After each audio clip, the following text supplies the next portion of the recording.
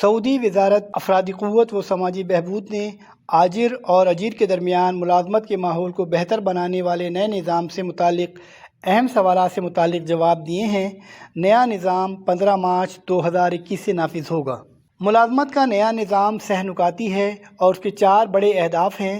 اس میں آجر اور اجیر کے حقوق کا تحفظ، لیبر مارکیٹ میں لچکدار ماحول پیدا کرنا، لیبر مارکیٹ کو مزید پرکشش بنانا اور اسے مزید مضبوط بنانا شامل ہے۔ ملازمت کا نیا قانون نجی ڈرائیور، چوکیدار اور مزارع پر لاگو نہیں ہوگا۔ سعودی عرب ملازمت کا نیا نظام قومی تبدیلی پروگرام کے تحت نافذ کر رہا ہے۔ یہ ان میں سے ایک ہے۔ ملازمت کا نیا نظام وزارت داخلہ اور نیشنل انفارمیشن سینٹر کی شراکت سے تیار کیا گیا ہے۔ متعدد سرکاری اداروں نے اس کی تیاری میں کردار ادا کیا ہے۔ نجی ادارے کے مالکان اور سعودی ایوان ہائے صنعت و تجارت کونسل کے حکام کی مشاورت اور ملازمت کے حوالے سے عالمی رجحان پر ریسرچ نتائج کو سامنے رکھ کر نیا نظام بنایا گیا ہے۔ وزارت افرادی قوت لیبر مارکیٹ میں ہونے والی تبدیلیوں کو مد نظر رکھ کر نئے قوانین و ضوابط تیار کر رہی ہے۔ محنتانوں کا تحفظ، ملازمتوں کے معاہدے کی توثیق اور پیشہ ورانہ صحت و سلامتی کا فروغ اسی کا حصہ ہے۔ یہ لیبر مارکیٹ کو جدید بنانے کی طرف ایک قدم ہے۔ نئے نظام میں آجر اور اجیر کے حقوق کا تحفظ، لیبر مارکیٹ کو زیادہ لچکدار، مؤثر اور مسابقتی ماحول سے ہم آہنگ کرنا، لیبر مارکیٹ کو پرکشش بنانا اور سعودی قانون محنت نیز بین الاقوامی روایات میں ہم آہنگی پیدا کرنا، ملازمتوں کے معاہدے کو معتبر بنانا شامل ہے۔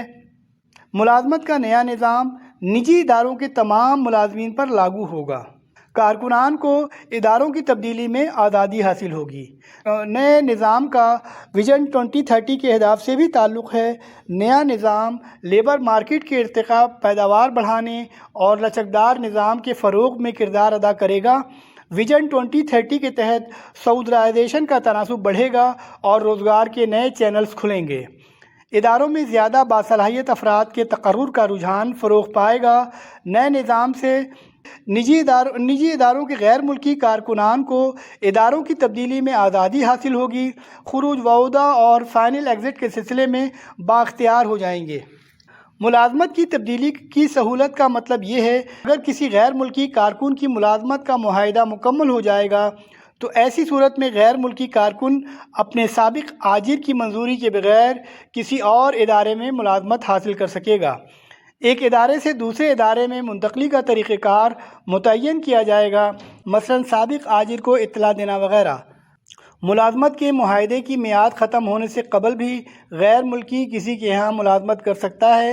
غیر ملکی ملازمت کو اس کا اختیار حاصل ہے، تاہم 90 دن قبل اسے اپنے ارادے سے آگاہ کرنا ہوگا، اور اگر ملازمت کے معاہدے میں قانون محنت کے دائرے میں کوئی پابندی تحریر ہوگی تو اس کا احترام کرنا ہوگا، کیونکہ کسی شق کی پابندی نہ کرنے کی صورت میں پینالٹی کا متحمل ہوگا۔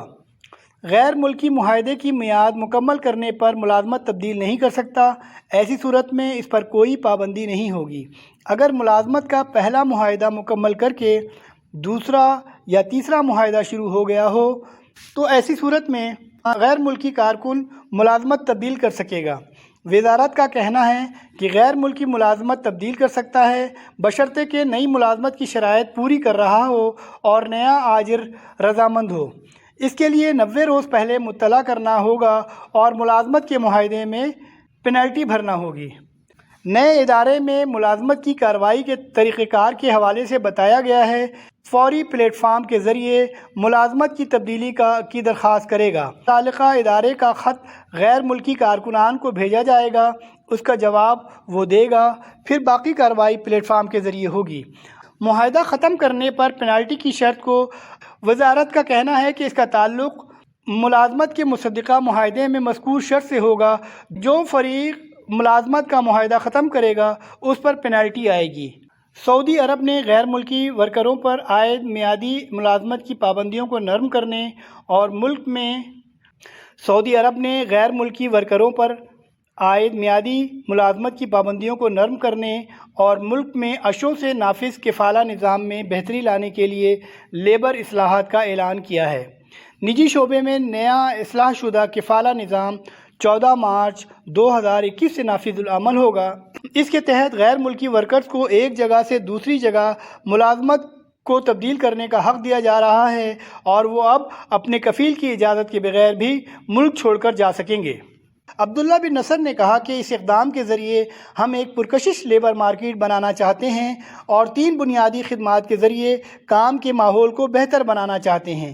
نجی شعبے میں یہ خدمات تمام غیر ملکی ورکرز کو دستیاب ہوں گی۔ سعودی عرب اپنی معیشت کی نشو و نما کے لیے ویژن 2030 کے تحت نجی شعبے کو ترقی دینا چاہتا ہے۔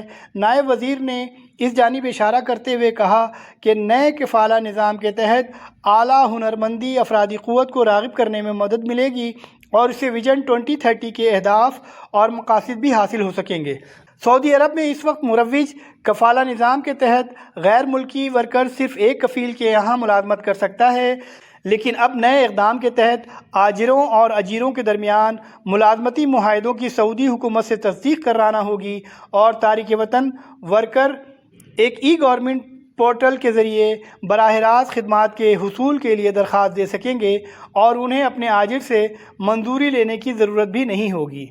کفالے کے موجودہ نظام کے تحت تارکین وطن ورکر اپنے آجروں یا کفیلوں کے وضع کردہ ملازمت کی شرائط کے پابند ہوتے ہیں۔ آجر ہی ایسے ملازمین کے ویزے اور قانونی حیثیت کا ذمہ دار ہوتا ہے۔ نئے قانون کے تحت آجروں اور ایسے غیر ملکی تارکین وطن ورکروں کے درمیان تعلق داری محدود ہو کر رہ جائے گی جو تعمیرات کے شعبے میں کام کر رہے ہیں۔ سعودی عرب کا یہ نیا اقدام ویژن 2030 کے تحت روب عمل لائے جانے والی اصلاحات کا حصہ ہے۔ کفالہ نظام کے خاتمے سے تارکین وطن ورکروں کو داخلی اور خارجی ویزوں کے حصول میں آزادی حاصل ہو جائے گی اور وہ کسی کفیل کے بغیر اپنے پاسپورٹ پر سعودی عرب سے خروج کے لیے مہر لگوا سکیں گے، نیز کسی کفیل کی منظوری کے بغیر ملازمت حاصل کر سکیں گے۔ کفالہ کے تحت کام کرنے والے تارکین وطن ورکروں کو اس نظام کے خاتمے سے نقل و حرکت کی بھی آزادی حاصل ہوگی۔ سعودی عرب میں عشروں سے کفالہ نظام نافذ العمل ہے۔ اس نظام کے تحت کوئی بھی تارکین وطن ورکر اپنے کفیل ہی کے یہاں کام کرنے کا پابند ہوتا ہے اور کفالت کی باضابطہ تحریری طریقے سے منتقلی کے بغیر کسی دوسرے آجر کے یہاں ملازمت نہیں کر سکتا۔ اس نظام کو اکثر بے لچک ہونے کی وجہ سے تنقید کا نشانہ بنایا جاتا ہے۔ خلیجی عرب ممالک میں 1950 کے عشرے میں تیل دریافت ہونے کے بعد غیر ملکی تارکین وطن کو مختلف شعبوں میں ملازمتیں دینے کی راہیں کھلی تھیں تاکہ وہ ان ممالک کی ترقی کے عمل میں اپنا کردار ادا کر سکیں۔ ان ممالک نے تب بھی کفالے کا نظام متعارف کرایا تھا۔ اس وقت سعودی عرب کے علاوہ بحرین، کویت، عمان، قطر اور متحدہ عرب امارات میں بھی کفالے کا نظام رائج ہے۔ بحرین اور قطر نے ماضی قریب میں اس نظام کے بعض حصوں کی تنسیخ کے لیے اقدامات کیے ہیں۔ خلیجی عرب ممالک سے باہر اردن اور لبنان میں بھی گھریلو ملازمین کے لیے کفالے کا ایسا ہی نظام رائج ہے۔